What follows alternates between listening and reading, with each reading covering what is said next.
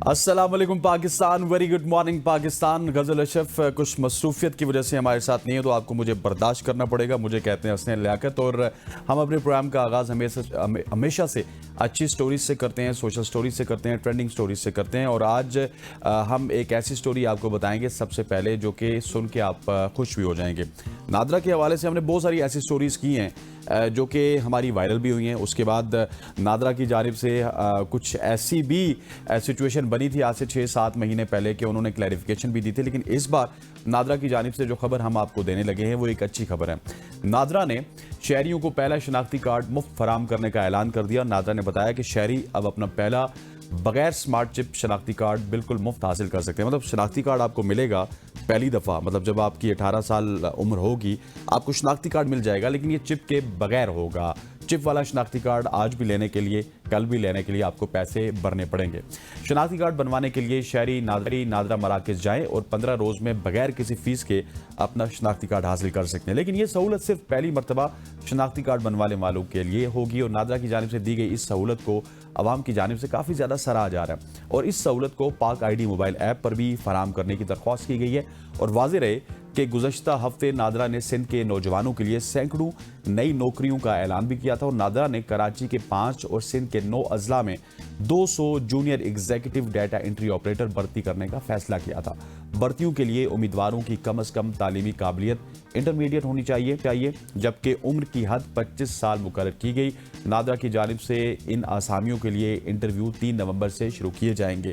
ख़वातीन हज़रात, नादरा की ये ऑफ़र आप हासिल कर सकते हैं। और आप अगर 18 साल आपकी उम्र अभी हुई है, या फिर आप 18 साल की उम्र को पहुंचने लगे, तो आप ये फैसिलिटी जाके अवेल कर सकते हैं किसी भी नादरा सेंटर से। और पाक आईडी के हवाले से आपको बता देता हूँ कि पाक आईडी ये एक नादरा की जानिब से स्टेट ऑफ द आर्ट सहूलत है। आप अपने मोबाइल फ़ोन पे पाक आईडी को डाउनलोड कीजिए, वहीं पे अपनी पिक्चर और अपने जो थंब है और अपनी जो फिंगर्स हैं उनको आप स्कैन कर सकते हैं। स्कैन करने के बाद अपने आईडी कार्ड के हवाले से अपने बे फॉर्म, FRC, MRC जो भी आप लेना चाहते हैं वहाँ से अप्लाई कर सकते हैं। उसकी फ़ीस आप मुतलका बैंक के ज़रिए या फिर किसी भी डिजिटल बैंक के ज़रिए अदा कर सकते हैं, और आप अपने घर बैठे नादरा की इन सहूलियात से इस्तेफ़ादा हासिल कर सकते हैं। इसके लिए आपको नादरा सेंटर जाने की ज़रूरत नहीं है। सो पाक आईडी का इस वजह से मैंने जिक्र भी किया, और इसको मैं एक्सप्लेन भी कर रहा हूँ कि जो लोग अभी 18 साल की उम्र को पहुँचने लगे वो पाक आईडी के इस्तेमाल से तमाम तर चीज़ें कर सकते हैं। क्योंकि जेनज़ीज़ को ज़्यादातर प्रॉब्लम ये होती है कि वो घर से बाहर निकलने की कोशिश नहीं करते, चाहे कोई उनको मुफ्त भी कोई चीज़ फराम करे।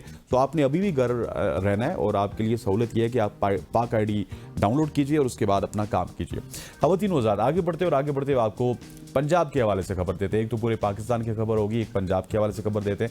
महकमा माहौलियात पंजाब ने 15 नवंबर के बाद बगैर ग्रीन स्टिकर गाड़ियां बंद करने का फैसला कर लिया गया। अच्छा फैसला है और बेहतरीन फैसला है। डीजी माहौलियात लाहौर में तमाम गाड़ियों के लिए एग्जॉस्ट टेस्टिंग लाजमी करार दे दी गई है, और 15 नवंबर के बाद अब बगैर ETS सर्टिफिकेट या फिर बगैर ग्रीन स्टिकर गाड़ियां कब्जे में ले ली जाएंगी। डायरेक्टर जनरल माहौलियात पंजाब इमरान हामिद शेख ने कहा है कि APA पंजाब ने लाहौर में आलूदगी फैलाने वाली गाड़ियों के खिलाफ सख्त एक्शन का आगाज कर दिया, और महकमा माहौलियात पंजाब के मयार पर पूरा उतरने वाली गाड़ियां ही सड़क पर चल सकेंगी।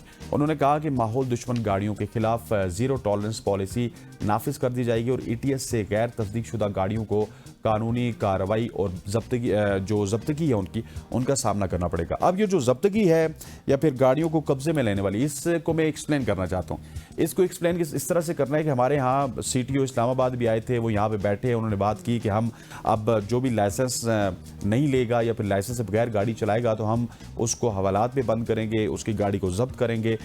उसके हवाले से इस्लामाबाद हाई कोर्ट ने उनको रोका, उनसे एक्सप्लेनेशन मांगी, और उन्होंने कहा कि ये किसी भी किस्म से जो शहरी हैं उनको तहफ़्फ़ुज़ फराहम नहीं करता कि आप उनको ज़द-ओ-कोब करें या फिर आप उनको सलाखों के पीछे रखें। सो ये जो ज़ब्तगी है इसके खिलाफ भी मुझे लगता है कि बहुत सारे लोग अदालत जाएंगे। आपने अगर किसी कानून को इम्प्लीमेंट करना है तो वो कानून आप आहिस्ता आहिस्ता से इम्प्लीमेंट कीजिए। और जब आप ख़वातीन हज़रात किसी को भी मैं गवर्नमेंट को कह रहा हूँ कि आप जब आवाम को फैसिलिटी देंगे तो वो फैसिलिटी को जब देखेंगे कि यार हमें गवर्नमेंट फैसिलिटी दे रही है, गवर्नमेंट हमारी रोड बना रही है, गवर्नमेंट हमारे इंफ्रास्ट्रक्चर के ऊपर काम कर रही है, गवर्नमेंट हमारी फलाह बहबूद के ऊपर काम कर रही है, तो वो टैक्सेस भी देंगे, वो इस तरह के भी काम करेंगे। जिस तरह कराची की कल हमने खबर बताई कि कराची में चालान के हवाले से 3 करोड़ के चालान 3 दिन में आ गए, लेकिन आवाम चीखें मार रही है। उसकी वजह यह है कि जो आपका ग्राउंड है ना वो खाली है कामों से।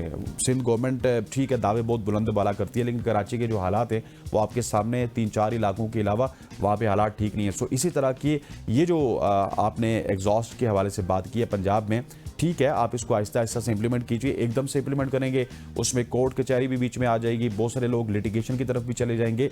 लेकिन आहिस्ता आहिस्ता इंप्लीमेंट कीजिए, लोगों को इसके फ़वाइद बताइए। और जब ये एक दफ़ा इंप्लीमेंट हो जाएगी और आपका जो ख्वाब है कि वो जो ग्रीन लाहौर का ख्वाब है या फिर स्मोक फ्री लाहौर का ख्वाब है वो पूरा होगा, तो लोग फिर खुद भी एहतियात करेंगे और खुद भी ऐसी गाड़ी रखेंगे जिनके एग्जॉस्ट अच्छे होंगे और जो इस तरह से माहौल को ख़राब नहीं करेंगे। ख़वातीन हज़रात, अगली स्टोरी बताने से पहले मैं चाहता हूँ कि आप ज़रा ये खूबसूरत सी तलावत सुनिए और उसके बाद मैं आपको बताता हूँ कि तलावत करने वाली शख्सियत कौन है और किस तरह से इन्होंने ये तलावत भी की। ज़रा पहले तलावत तो सुन लेते। अब्दुवैया कनस्ताइन। ख़वातीन व ज़ात, आज जुमे का भी दिन है और ये इस तलावत से यकीनी तौर पे हमारी समातें भी बड़ी अच्छी हो गई हैं और उसके अलावा हमारा जुमे वाला दिन भी अच्छा गुजरेगा। इस्लाम कबूल करने वाली मारूफ अमेरिकन गुलकारा जेनिफर ग्रोट की खूबसूरत कुरान तलावत करने की ये जो वीडियो है ये सामने आ गई है और ये वीडियो वायरल हो चुकी है। जेनिफर ने बैनुल अक़वामी मीडिया के प्रोग्राम में कुरान मजीद की तलावत की है। उनकी पुरसोज आवाज़ और बेहतरीन तलफ़ुज़ ने सोशल मीडिया पर दुनिया भर के लोगों को हैरान कर दिया, जहां लाखों सारिफीन ने इनकी तलावत को रूह परवर और ईमान अफरोज करार दिया। जेनिफर ग्रोट ने इस्लाम कबूल करने के बाद अरबी ज़ुबान सीखी और कई इस्लामी तकरीबात में कुरान की तलावत कर चुकी हैं। उनका कहना है कि इस्लाम ने उनकी ज़िंदगी को एक नया सुकून दिया है और उनके मकसद को एक नई रुख दी है। और जेनिफर ग्राउट ने 2013 में मारूफ TV show Arabs got talent में शिरकत की थी। उन्होंने अरबी ज़ुबान ना जानते हुए भी अरबी में गाना गाया, जिसके बाद वो अरब दुनिया में इंतहाई मकबूल हुई और इसी साल उन्होंने इस्लाम भी कबूल कर लिया था। और अल्लाह ने जिसे काम लेना होता है वो फिर काम लेता है। और आप देखिए कि मारूफ गुलकारा किस तरह से इस्लाम की तरफ आई और ये जो खूबसूरत आवाज़ थी, ये दिल को मोह लेने वाली आवाज़ थी, ये इसी गुलकारा की है जो पहले गाने गाती थी, अब माशाल्लाह से कुरान की तलावत करी। और अल्लाह ताला ने किसी न किसी दौर में इस तरह लोगों से काम लिया है। जिस तरह से लेट जुनेद जमशेद की मैं बात करूं, अल्लाह उनको गरी के रहमत करे, किस तरह से वो गाने गाया करते थे और पाकिस्तान के सबसे पॉपुलर सिंगर हुआ करते थे। फ्रॉम दिल दिल पाकिस्तान तो एतबार भी आ जाएगा।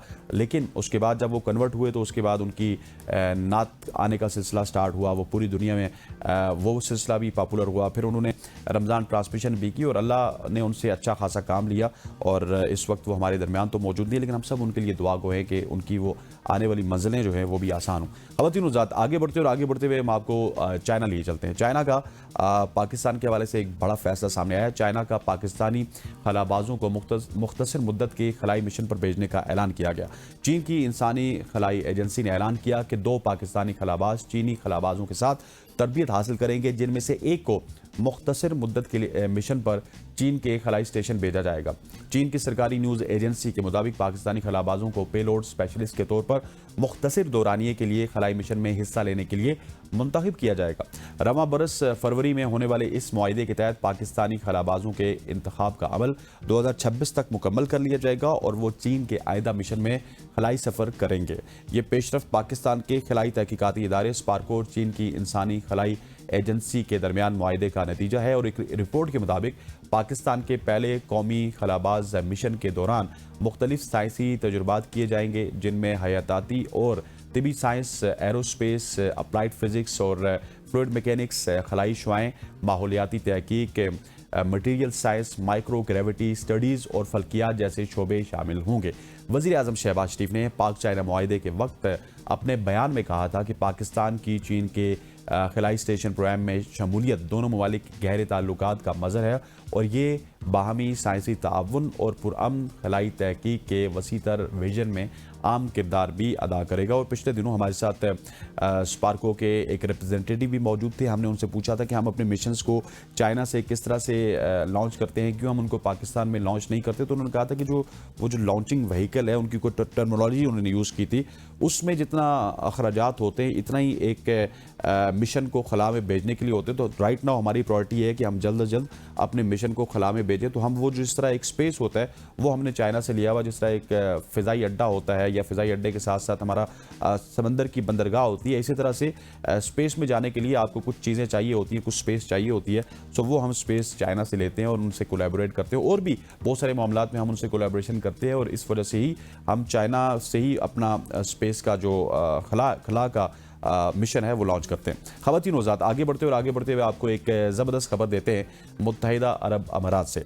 यूएई जिसके हवाले से अगर मैं बात करता चलूँ तो यूएई हमेशा से ऐसी चीज़ें कर रहा है। जिस ज़माने में मैं भी यूएई में होता था तो ये लगता था कि ये लगता था कि वहाँ पे पेपरलेस इकॉनमी की तरफ मुत्तहिदा अरब अमारात जा रहा है। मुत्तहिदा अरब अमारात के office of artificial intelligence, digital economy और रिमोट वर्क एप्लीकेशन ने गूगल के इश्तराक से AI फॉर ऑल के नाम से एक कौमी मंसूबा शुरू किया है, जिसका मकसद हर उम्र और पेशे से ताल्लुक़ रखने वाले अफराद को मसनूई ज़हानत महारतों से आरास्ता करना, ये उसका मकसद। और ये ऐलान यूएई कोर्स 2025 के मौके पर किया गया, और इस प्रोग्राम 2026 ये जो प्रोग्राम है ये 2026 तक मरहलावार नाफिज किया जाएगा।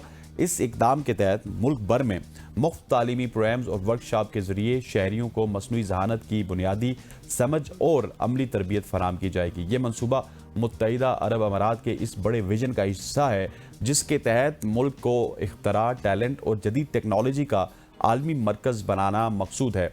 पीपल फर्स्ट की 2025 रिपोर्ट के मुताबिक जनरेटिव AI, जिसके हवाले से हम बात भी करते रहते हैं, ये मुत्तहिदा अरब अमारात की मईशत में तकरीबन 298 अरब दिरहम का इजाफा कर सकती है, जो डिजिटल महारतों की बढ़ती हुई अहमियत को जाहिर करता है। और दुबई एक वाहिद मुल्क है वो जल्द अज जल्द डिजिटल की तरफ भी जा सकते हैं, AI की तरफ भी जा सकते हैं, क्योंकि उन्होंने ये सिस्टम तकरीबन 2005-6 के बाद इंप्लीमेंट करना स्टार्ट किया था। और अभी जो दुनिया में जितनी भी जाते हैं, जितनी भी तरक्की है, जितने भी नए आपको AI के सिस्टम नज़र आते हैं, ये आप अगर देखेंगे तो दुबई में इनको बहुत अरसा पहले से अप्लाई किया गया था, उनके बैंक्स में, उनके सिक्योरिटी सिस्टम में, उनके रोड सेफ्टी सिस्टम में। और यही वजह है कि दुबई अब इससे भी नेक्स्ट लेवल पे जा रहा है और AI के हवाले से इतनी बड़ी वो डेवलपमेंट भी कर रहा है, क्योंकि उनको फ़ायदा नज़र आ रहा है और 300 अरब दिरहम का फ़ायदा नज़र आ रहा है। ख़वातीन वज़ात, आगे बढ़ते हुए एक इंटरेस्टिंग खबर आपसे शेयर करते हैं इंडियन रियासत से, क्योंकि खबर में जब पाकिस्तान का जिक्र हो और वो इंडिया से हो तो बड़ी मज़ेदार हो जाती है। इंडियन रियासत कर्नाटक के एक बैंक में उस वक्त हलचल मच गई जब बैंक के वाईफाई नेटवर्क का नाम अचानक पाकिस्तान जिंदाबाद में तब्दील हो गया। इंडियन मीडिया के मुताबिक ये वाकया बेंगलुरु के एक निजी बैंक की ब्रांच में पेश आया। पुलिस के मुताबिक ये मामला उस वक्त सामने आया जब गोदन सिंह नामी एक शहरी ने बैंक के अहाते में मौजूद मशकूक वाईफाई ID देखी और फौरन शिकायत दर्ज कराई। इत्तलात के मुताबिक बैंक का वाईफाई सिस्टम मुरम्मत करने के मराइल में था और इस काम के लिए एक मुकामी टेक्नीशियन को बुलाया गया। ताहम जब तब्दील शुदा नाम का इंकशाफ हुआ तो टेक्नीशियन बैंक से जा चुका था और उसका मोबाइल फ़ोन बंद था, जिसकी वजह से शुबा मजीद गहरा हो गया।